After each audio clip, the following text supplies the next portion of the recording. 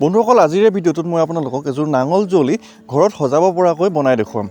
এনেকুৱা ধৰণৰ বস্তুবিলাক হৈছে আমাৰ অসমীয়া সমাজৰ সংস্কৃতি আৰু বৰ্তমান এনেকুৱা এটা সময় আহি পৰিছে যে আমাৰ এই সংস্কৃতি ভৱিষ্যত প্ৰজন্মই আৰু কেতিয়াও চিনি নাপাবলৈও আছে।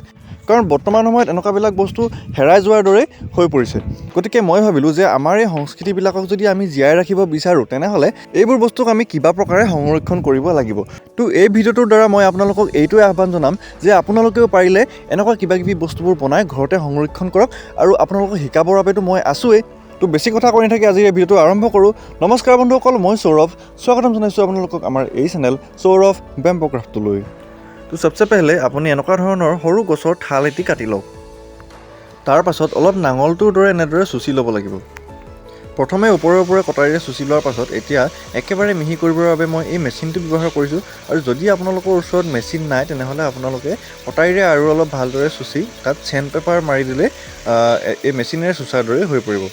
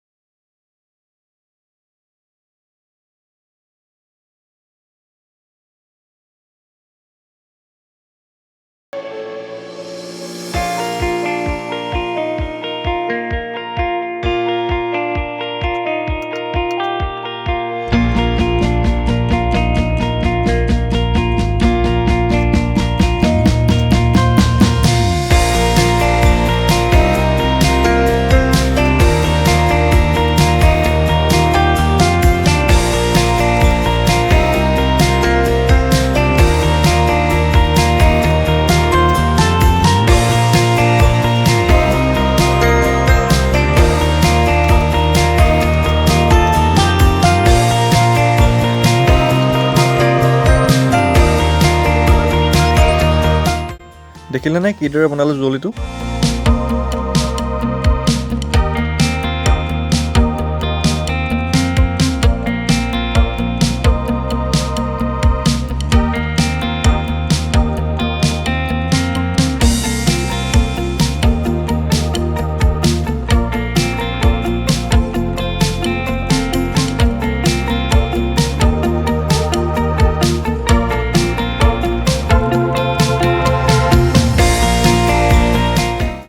এতিয়া আমি যুঁৱলিটোক এনেদৰে দাণ্ডাডালৰ সৈতে এডাল অকণমান শকত সূতাৰে বান্ধি দিম।